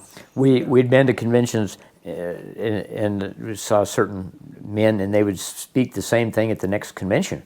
And so I thought, you all goes thinking, well, he don't need as many notes. He's got something to he's got this in his head to sort of memorize almost. And we heard funerals and things, and get the same thoughts. And well, and that's part of they say. Let's see, how do they say this? It's a way, though, of creating some sort of authority that this is the true way, because you can go anywhere in the world and it's the same thing. But it is the same thing, but it's the appearance. Everybody's dressing the same, acting the same way for the most part. You hear the same message because it's really, the same thing over and over and over again. I'm going to back up a little bit because, like I said, we realized in November we were out, and then we started reading the Bible through in December, and then in March, Dean Brewer Gate was exposed, okay. And the validation of where God had led us was so amazing, because we could see that God had been bringing us out, and we knew now that all those years that I had stood my case without caving in, God had been there. Mm-hmm. And this is where he was leading us out. Mm-hmm. And you just can't quarrel with God. Clear back when that first Sunday that I was groped, and I was a wreck. I cried night and day, and it was the middle of the night when I was pleading with God to do something to fix this problem. I had no idea the division it would cause in the family, in our family, in his family. And God very audibly said, "There is much to be revealed." I had no idea. We had no idea how much was going to be revealed. Mm-hmm. And it took him a long time, 15 years, to reveal all of this. And it's just been an explosion. Now we find out that we weren't living in an area that had too many immoral men. It was pretty normal. Yeah. I asked this question to Loren, but I'll ask it to you, Laurel. Who was Jesus to you in meetings? So your entire life until say 5 years ago? He was a good guy that we all wanted to be like. And we were endeavoring to be like him.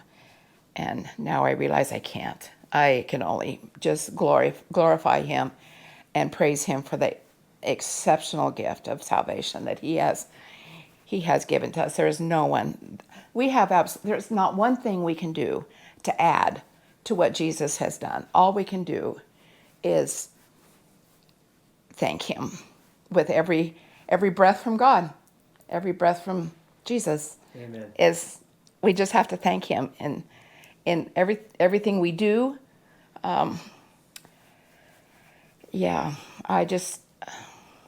He is just so huge and so important. And I really do want to spend my life pointing others to Jesus. That's just, you just can't do anything else.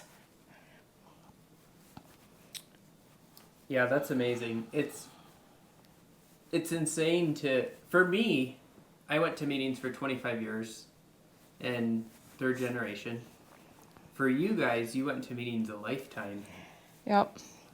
But you know what? God met us here. God has been, I just feel God has been so generous to me. Lauren's going to have to speak for himself because he knows what's going on in his heart. But God has been so generous. It's like he doesn't hold that against me, where I've been. He's just taken me where I am now. Let's go on. Mm-hmm. We've opened up this bigger, grander view, and let's go from here. Yeah. Yeah, that's awesome. And trust God. He is so amazing. He is so amazing. Amen. Hardly a morning goes by that we don't, as we're rising for the day, that we don't say, thank you, God. Thank you, God, for bringing us to where we are. And showing us what you can be, or a portion of what you can be. Yeah. Looking back, that seems so worldly to praise God and to worship him. Because I don't really think we worshipped Jesus. I don't think we did either. And one other thing, Lauren, they talked about testimony times. We never gave testimonies. We gave little sermonettes. Mm-hmm. We weren't given, because testimonies means you tell of what God has done for you. Yeah. We didn't give him credit for anything. Yeah. I think that's a general, almost everybody I talk to they bring that up of how big God is and how silly it is to think that he only fits in one religion. Yeah. And it is a religion because he's not in religion. Yeah. Yeah. So, changing the subject a little bit, remind me again. So I had come here I was trying to think, I was probably 13, because it was just, you guys you had a summer. We had over 14 years we had 15 canoe trips. Okay. And I was just looking in my book, and I was trying to find when the last one was. And I think it must have been about 2000. Well, no, we started in 98. So you must have been here one of the last years. Yeah.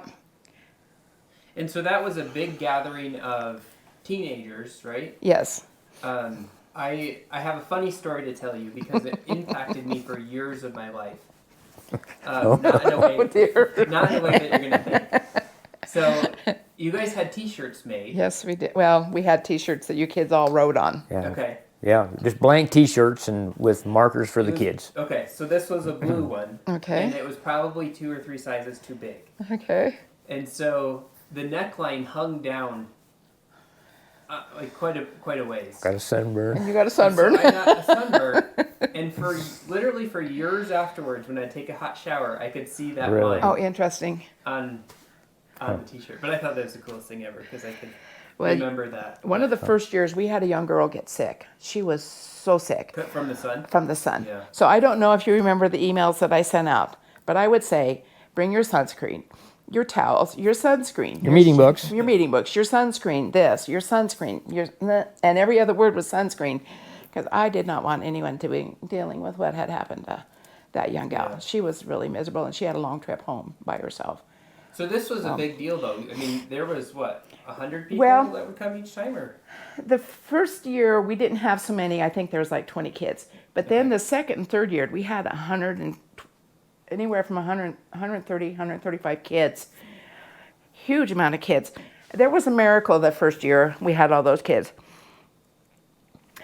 I had made up one of those big roasters full of lasagna and another one full of enchiladas, thinking that people would take either one. But oh no, they took some of both. Till I get down to the end of the, and I'd run out of food, and I still had kids in line. I came in the house to see if I could find something to feed those kids. And in my refrigerator was a bowl of spaghetti. I have no idea where that bowl came from. It was my bowl. But we had not had spaghetti. It was just an amazing thing. Wow. But I do have to admit, we loved those gatherings. There was a lot of work to get things around, and the week afterwards, I would just be dead. I'm sure. Because they just all camped out here, right? Like. Yeah. We had the guys outside, and the girls were off and sleep in the house. Okay. And The girls that did sleep outside, some slept out one side of the house and some on the other. Yeah, we had the girls over here and the boys over here, I think, or vice versa. It doesn't matter much. But one night, we sat and sang out underneath the nightlight. In the tent or Well, we just sat, the tent was over by the garage. But anyway, and then we sent the kids off to bed because we knew that the morning was going to be early. And to get up to the river by 8 o'clock, we had to have breakfast ready by 6. Mm-hmm. And so you guys get to bed, and pretty soon we could hear noises going on out here. And I said, Lauren, it's the boys. You got to go take care of them. But when we stopped and listened, they were having animal calling contests from the different tents. And they'd clap and cheer when somebody made a sound really good. That's funny. Anyway. Oh, and another time, his grandma broke her hip. And they lived just 3/4 of a mile east of us here. And here we look out and see the ambulance coming up the road. And I, of course, am in a panic. I hadn't called an ambulance, and why are we having an ambulance come up the road?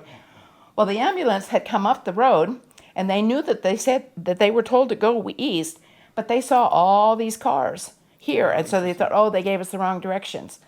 So they came over here. And they pulled through the yards, and the kids were sitting on the trampoline reading their Bibles. And there was a whole raft of them sitting looking out and a whole raft sitting looking in. Okay. And so it was just a full circle of kids reading Bibles. And there was others just walking around. And it was just a calm, peaceful situation. And they commented on that they said, normally when you have a bunch of people around, you got a fight. Well, we knew how to act. Yeah, we did. You did, that's for sure. But anyway. That was a Sunday morning. That was a Sunday morning before. Mm-hmm. Yeah, interesting. Actually, our last canoe trip, we had the meeting here because by then I had severed ties. Okay. So we had meeting. The first one we split the kids up, and part of them went to. When I was here, that's what they did. I think that must have been too. And then from '99 through whenever we went and had it in their garage, I think.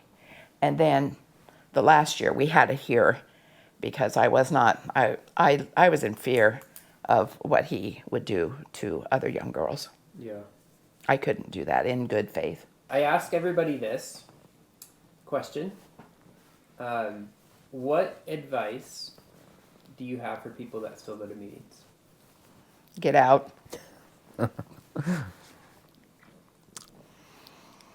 Well, just don't keep yourself in a little box when possibilities are endless. Outside. Mm-hmm. Yeah. You know, I think about these people who are going to fix it. We spent a dozen years trying to fix it, unaware that we were trying to fix it. Mm-hmm. Nothing has changed. I don't see any changes.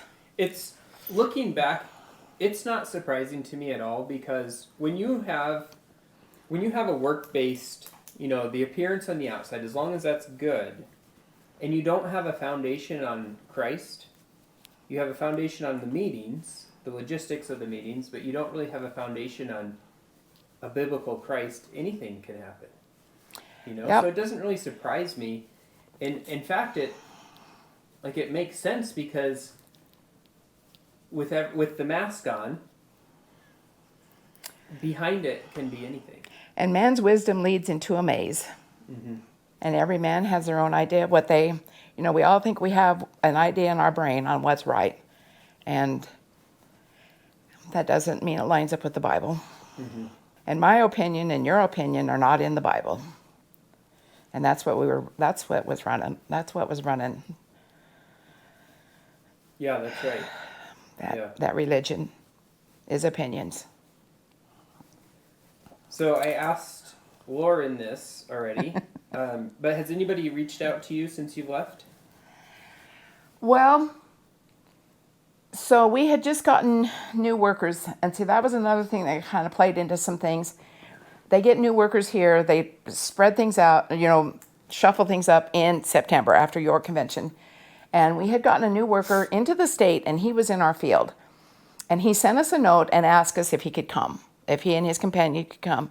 And I said, what are you going to do with... And he says, well, we're going to wait and see what happens. I said, you're not welcome in my home.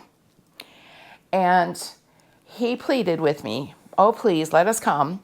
And I held my case. I held, it's like, no, I cannot support you when you're supporting him. It doesn't work that way. And then he sent a lot of emails out. And finally he asked if we wanted our name left on the list. Okay. Well, that was nice of him to ask that. Yeah. And so I asked Loren, I said, what do you think? And he says, well, there's no point in it being there. Mm-hmm. And so I told him that. And then I also, that week, I had another report about him. You're getting too many he's and hims well, in this situation, but maybe you'll get figured out. The pervert. I hate to call him a man, because anyway, I'd had another report on the molester, and so I wrote that to him, and I said, To the worker. Was this with somebody in meetings, the report? Or was this somebody outside of meetings? Outside of meetings. And I said, you've won. You're the winner. You get him. He's all yours, and I'm not going to fight you anymore. You can just have him. And he can just go, now you get to deal with him without me. Yeah. And I said, please don't contact us again. And I actually blocked his email, so I really don't have any idea. And then we also got one more letter from the overseer of the state and sending out special meeting lists. And I sent him a note and said, please remove us from your... And I blocked him too. But other than that, no. Only people who have contacted us are people who are now out. Yeah. As they've gotten out. So you have quite a few... you were saying that there's several meetings within 20 miles. So there's quite a few friends here? At one time. At one time. Okay. So not we're so down people. to hardly anybody anymore. I think, what is there? 6 of them that meet in Long Pine, and then there's one in Springview, and that's about it. But there used to be 2 in Ainsworth, and 1 in here, and 1 in Long Pine, or maybe 2 in Long Pine. 2 in Valentine. Yeah, 2 in Valentine. Yeah, there used to be It was well populated. Older people, and if they had kids, they've left the area, but most of them were just single. There was a lot of widows or and old maids and single people, and as they've passed away, the numbers have just dwindled. Okay, I just remembered a question that we talked about in the truck, and we were going to ask Laurel. So, since you've left, have you done any research or come across any hymns in its original context and then compared them to the hymn book we had?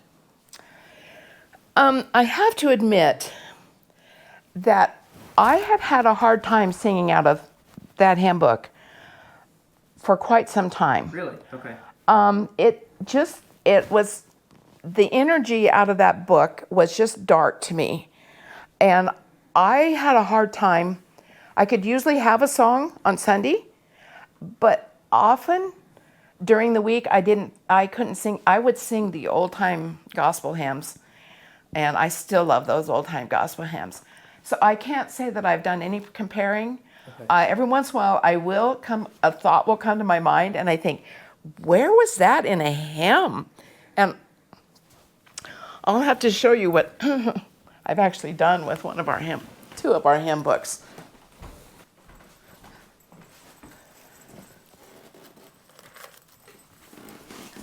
That's my hymns, old and new. You made a Christmas tree. I made a Christmas tree out of it. Here's even the string. Yep. That makes my heart sing. Isn't that a beautiful piece of work? That's awesome. Did you celebrate any holidays growing up?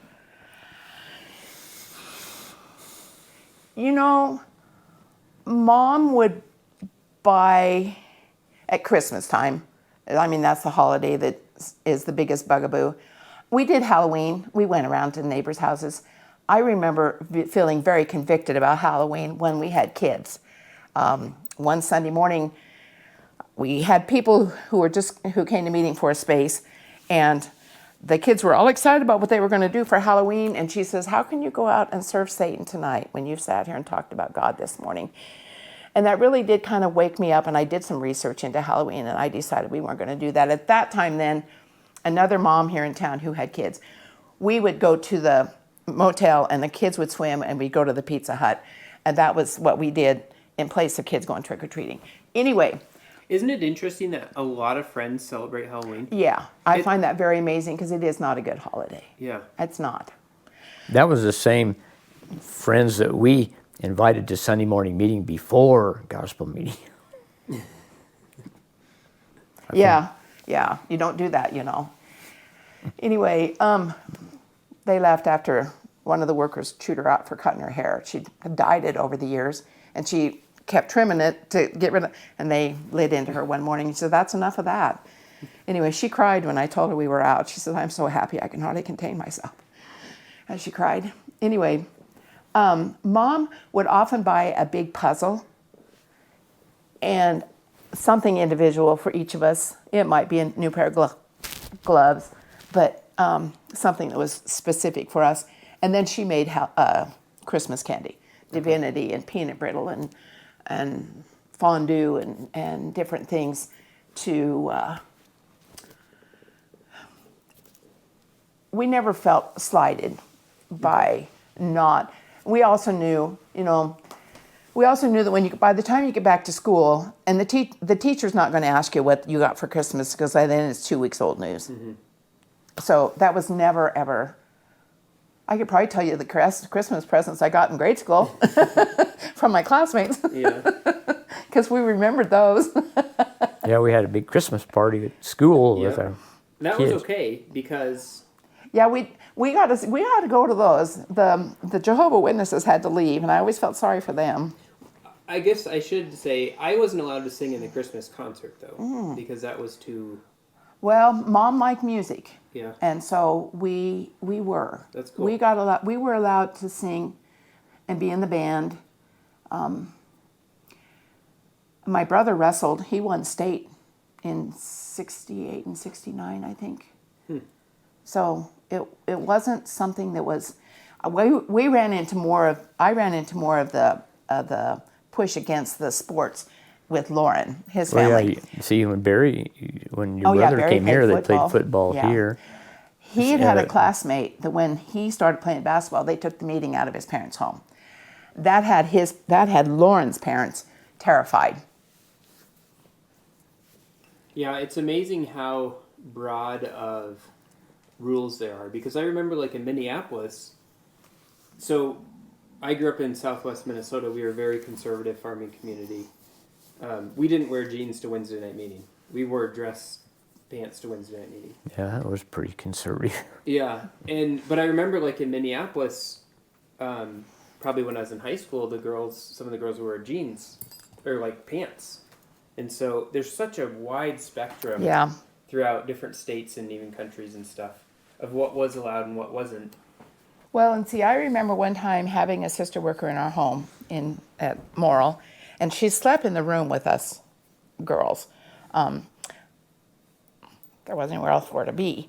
Anyway, she came from a large family, and I'm sure it didn't bother her at all. Mm-hmm. But anyway, I remember her coming into our home, and my sister was out helping Dad hay. And when my sister came in, and she apologized to her because my sister had on pants, and the sister said, now the words left me, you need to wear what's appropriate. Skirts are dangerous on tractors. And I just remember being so amazed that she saw that and admitted to it, mm-hmm. and was okay with. There is workers out there that have common sense, like sure, that, you know. Oh yeah. And there's a lot of good workers out there. Sure. I feel like they're a product of the religion, you know. But yeah, so it's cool to see some people that are more open to practicality things. Yeah. And one thing I do know that we had I had to do some research when we left to clear up in my brain the 2 by 2, the Jesus sending out the disciples 2 and 2. That was not a lifetime commitment. And that's what we had been told all those years, that was a lifetime commitment. And actually, he says, hey, remember when I sent you out like that? Yes. Isn't it amazing that we can miss those things? That's what we have found out reading the Bible through, is that every once in a while Lauren will say, is that in the King James? Because we're not reading King James anymore very much. Yeah. Is that in the King James? And so he goes and gets his King James version and looks it up. Yep, it's in there. That's not the way we read it. Yeah. So you got new Bibles, new translations. Well, I had gotten a new Bible study from my Bible study group because none of them were using King James. Mm-hmm. And they had study Bibles where people said things in them mm-hmm. about what was going on instead of just what King James had to say. And so I had ordered an NIV. And then the lady who also took her kids to the swimming pool with us and had left meetings in some years ago, she gave Loren John MacArthur ESV mm-hmm. and a study Bible. So that's what we have been using. Yeah, I use ESV for my regular one, but I like to use the online resources too, like Bible Hub, where you can it shows every translation. Mm-hmm. You can go back to the Greek, you can go back to the Hebrew, and it's just... Yeah, well, and since then, I've done a little reading into the King James, and King James is he was a disgusting man. Mm-hmm. He changed some of the scripture, and I would like to find a pre-King James Bible. Yeah. Because I think there's stuff in there that we would be amazed at. Yeah, it's interesting that some of the newer English translations are more accurate than the King James because we found more manuscripts since then. But being King James only is almost a cult in itself. Oh, it is. We find that even in the church we're going to, there's a couple of them still read out, and they're up on a little higher level because they quote out of the King James. But it's so I see that even in our denomination church that we're going to. For sure, yeah, that's much more widespread than just meetings. But to just assume that that's the only true Word of God is this translation in our language. When I read through the Bible, I made a list of all the books that the Bible talks about, and I can't remember them all off the top of my head. But there's a lot of historical books that, you don't take as the Bible, as the Word of God, but that contribute historically and give... Yeah, questioned the workers one time about it, and they go, they're just books about some of the history, but But that's a lot of what the Old Testament is just history. That's all the Old Testament is history. Well, not Well, all. There's a lot. Pretty much. It definitely points to the coming Christ. Right. Yeah. I'm sure it does. And it's hard. It's hard. I mean, we're now going through on our second year. We're doing the one where you read Old and New every day and just working your way through them together, unlike what we did last year. And, you know, we read things that it's like, did we really read this last year too? But I read a little thing the other day that says we don't read the Bible to learn about the Bible. We read the Bible to learn about God. And yeah, scriptures, like Jesus said, you read the scriptures and you think that they have eternal life, but you have to come to me. yeah, So they point, and like we were talking about earlier, creation points to the Creator. it does. The Bible points Big to time. the Creator, and it's all about Jesus. Yeah, it is. It is. So Yeah. is there anything we haven't covered that you want the world to know? One thing we didn't say is when we were earlier, we talked about our initial starting at the other church, and that was the same time that Carmel, our daughter, was having complications on her delivery of her baby, and The baby was born he had a heartbeat of 20, and that's dead. so the response that we had through our community, our new community, and their That church their just prayer and their love embraced him towards us. and prayed. And my Bible study ladies prayed over him. It was just amazing. And I was getting texts from the pastor saying, "What's the update today? I need to know how to pray today." And one thing we can't dismiss it completely because you have removed the workers from your email. That's we true. can't dismiss that completely. Only but there two of was the them. workers. there was only 2 of them I removed. But the workers that did stop in at Missoula up there with our daughter, they asked Carmel what they could do, and she told them that they could pray for the baby, and that was kind of foreign to them to know how to pray for our baby. They laughed. They just went, huh. I mean, I think she would have gotten a better response if she'd have said, "I want you to pay my month's mortgage," Oh, that's probably true. than to say, "Pray for this baby," because they just laughed. It was just a huh, and they laughed. And Carmel and I were just stunned because we had seen the outpouring. This church, where we had been going 1 month, the people praying for Bo, and I'm sure that he was on their bulletin. I'm sure that he was. Oh yeah, And you were gone those weeks, so I Yeah. saw that. Yeah. It was just amazing. We have never had an outpouring like that. I don't know about for you, but it was very like we never prayed for anybody by name. Oh no. So when you went to this church, how was that? Was that pretty emotional for you guys? Yeah. Yeah. Why do you think I cried for the first month? In All I our could do men's was study, cry. we first will talk about some needs in the community or prayer requests and things, and then we might go around the room. There might be somebody leading and pray for all the people that we've said and kind of make notes and stuff. We might go around the room and making sure that nobody's left out in that prayer requests and things. And so, yes, that was very strange to lift up somebody by name to God. It's so personal. It is. But, looking back, we separated our Yep. spiritual lives with our Yep. natural lives so much. to So where much. it's So much. foreign. Nobody wanted to hear that you had a headache. We pray over people who have headaches in that Bible study. They say it affects how you react.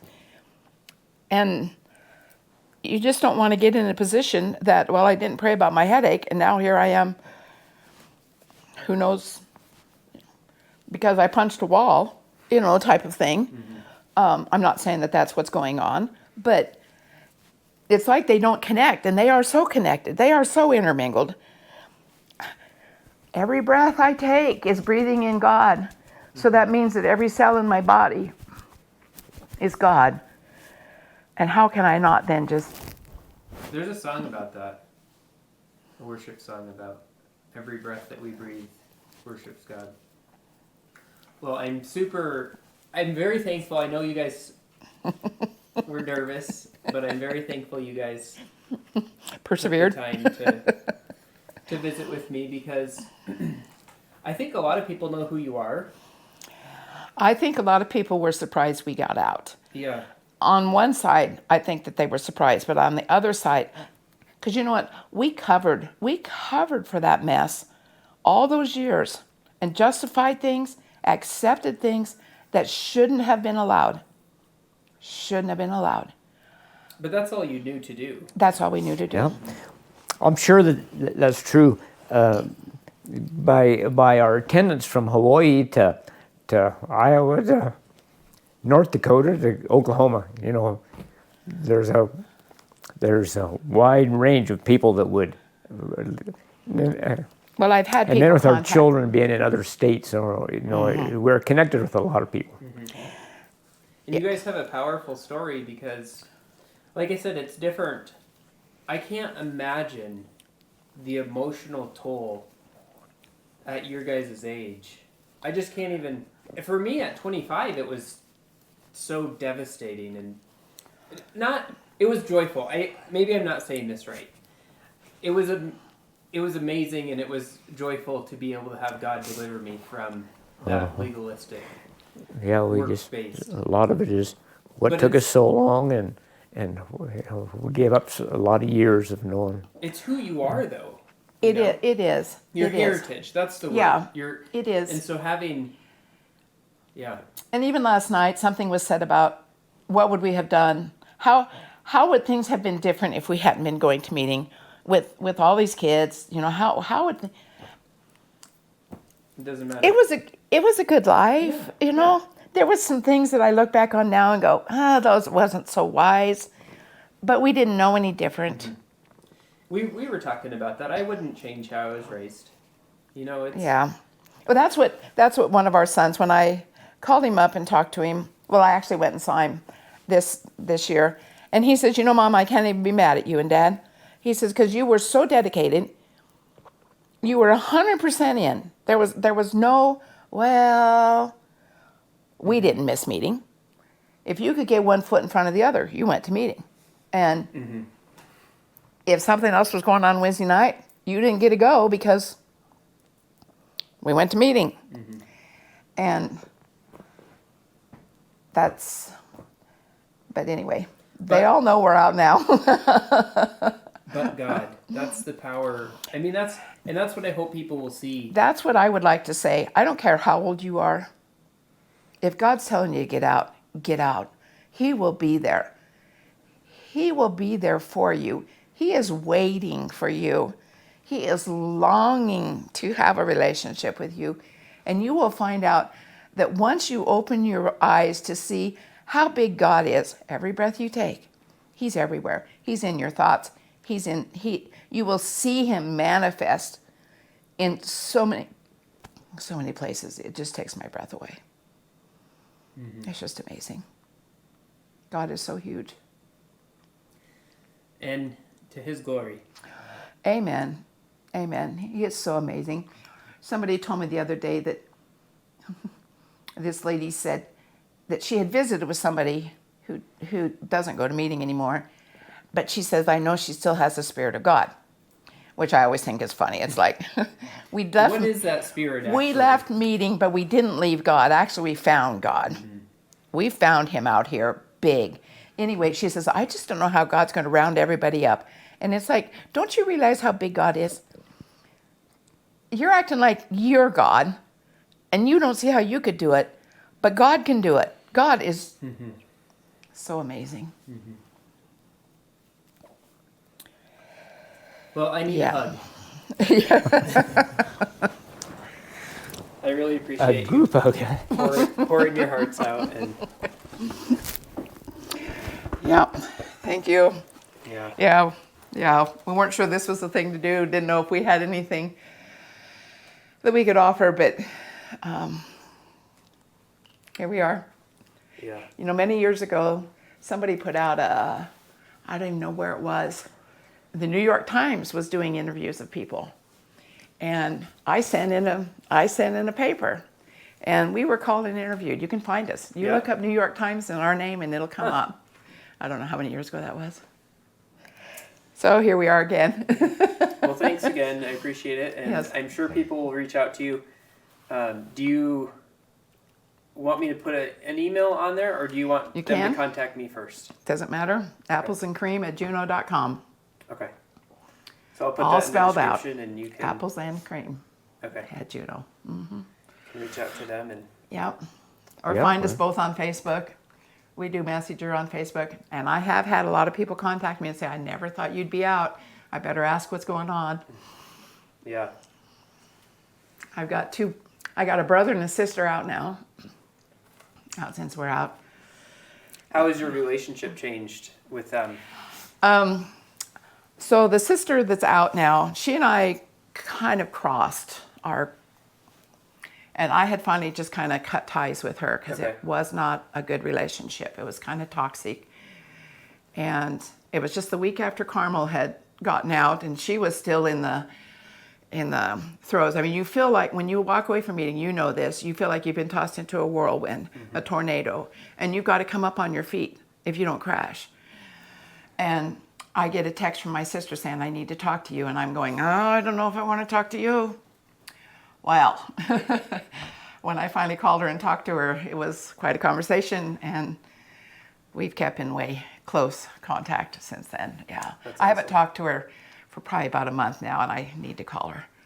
But yeah, it's been a year. Well, earlier, my brother's wife, she had called me up to lament because her children had left, and I said, so have we.